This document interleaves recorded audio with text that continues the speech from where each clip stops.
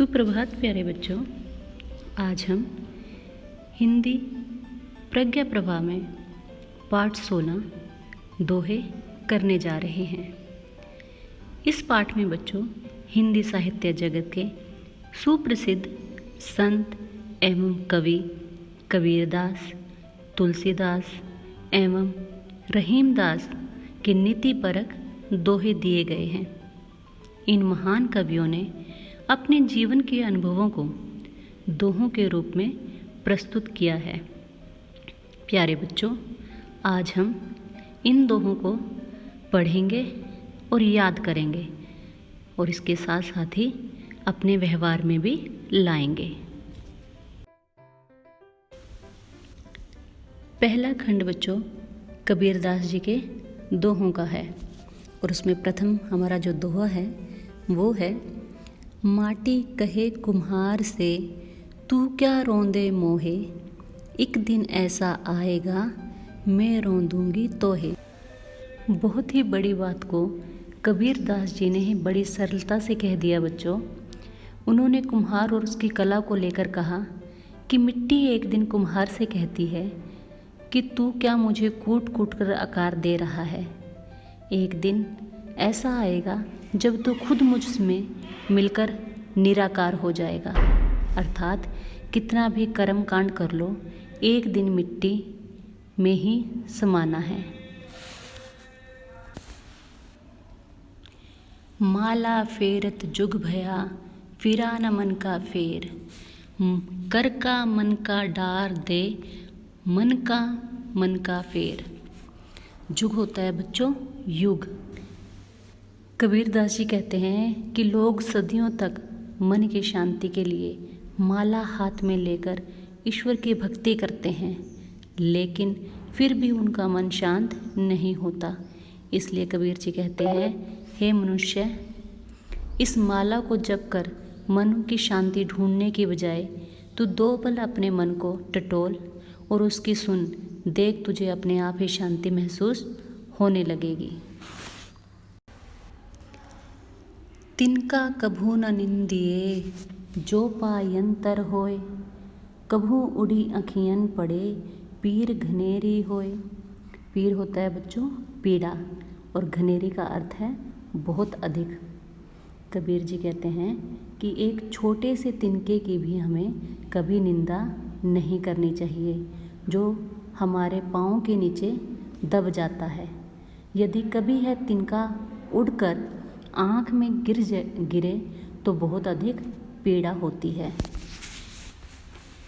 गुरु गोविंदाऊ खड़े काके लागू पाए, बलिहारी गुरु आपने गोविंद दियो बताए।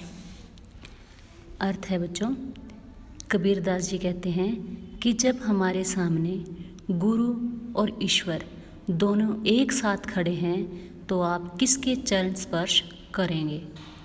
गुरु ने अपने ज्ञान के द्वारा हमें ईश्वर से मिलने का रास्ता बताया है, इसलिए गुरु की महिमा ईश्वर से भी ऊपर है। अतः हमें गुरु का चरण स्पर्श करना चाहिए। दूसरे खंड में बच्चों तुलसीदास जी के दोहे हैं और पहला दोहा है, आवत ही हर्षे नहीं नैनन नहीं सने, तुलसी तहाँ न जाइए कंचन बरसे में।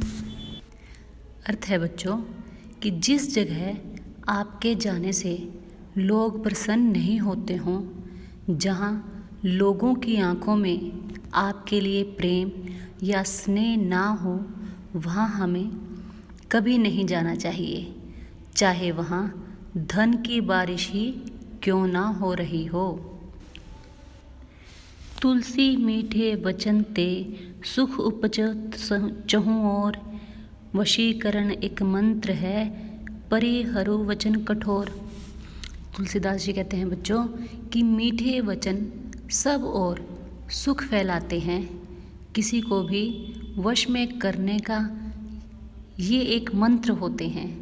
इसलिए मानव को चाहिए कि कठोर वचन छोड़कर, अर्थात कड़वे वचन छोड़कर ऐसे वचन जिनके बोलने से दूसरे लोगों का मन दुखे, उन वचनों को छोड़कर हमें मीठा बोलने का प्रयास करना चाहिए। सूर समर करने करें कहीं न जना वहीं आपू, विद्यमान रण पाए रिपु, कायर कथि प्रतापु। सूर का अर्थ होता है बच्चों योद्धा, और समर युद्ध, रिपु का अर्थ होता है शत्रु। यहाँ तुलसीदास जी कहते हैं कि सूरवीर तो युद्ध में अपनी शूरवीरता का कार्य करते हैं, अर्थात युद्ध में अपनी वीरता का परिचय देते हैं। वह सिर्फ यह नहीं कहते कि हम वीर हैं, युद्ध में अपनी वीरता का परिचय देकर अपनी शूरवीरता को दिखाते हैं। और जबकि शत्रु को युद्ध में उपस्थित पाकर कायर ही अपने प्रताप की, अपनी वीरता के ढींगे मारा करते हैं। दया धर्म का मूल है, पाप मूल अभिमान, तुलसी दया न छोड़िए, जब लग घट में प्राण। घट होता है बच्चों शरीर।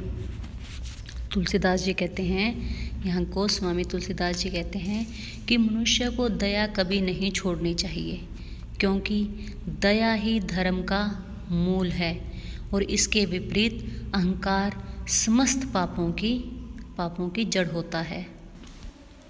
तीसरे खंड में बच्चों हम रहीमदास जी के दोहों को पढ़ेंगे। रहीमन देख बड़न को लघु न दीजिए डार, जहाँ काम आवे सुई कहाँ करे तलवार। रहीमदास जी कहते हैं कि बड़ी वस्तु को देखकर छोटी वस्तु को फेंक नहीं देना चाहिए। जहाँ छोटी सी सुई काम आती है वहाँ तलवार बेचारी क्या काम कर सकती है। जो रहीम उत्तम प्रकृति का, करे सख्त कुसंग, चंदन विष व्यापत नहीं, लिपटे रहत भुजंग। विष होता है बच्चों जहर और भुजंग का अर्थ है सांप।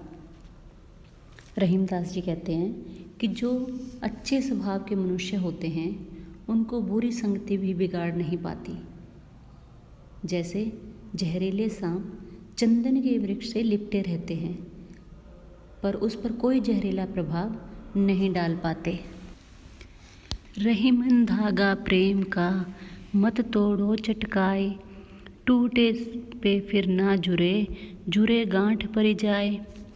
अर्थ है बच्चों इसका, रहीम जी कहते हैं कि प्रेम का नाता, कि प्रेम का रिश्ता बहुत ही नाजुक होता है, इसे झटका देकर तोड़ना उचित नहीं होता। यदि यह प्रेम का धागा एक बार टूट जाता है तो फिर इसे मिलाना कठिन होता है, और यदि मिल भी जाए तो टूटे हुए धागों के बीच गांठ पड़ जाती है। रूठे सुजन मनाइए, जो रूठे सो बार, रहीमन फिर पोइए, टूटे मुक्ताहार। मुक्ताहार होता है बच्चों मोतियों की माला। यहाँ रहीम जी कह रहे हैं कि यदि आपका प्रिय, कि जिसे आप प्यार करते हो, अगर वो 100 बार भी रूठे नाराज हो तो हमें उसे मनाना चाहिए, क्योंकि यदि मोतियों का हार टूट जाए तो उन मोतियों को बार बार धागे में पिरो लेना चाहिए।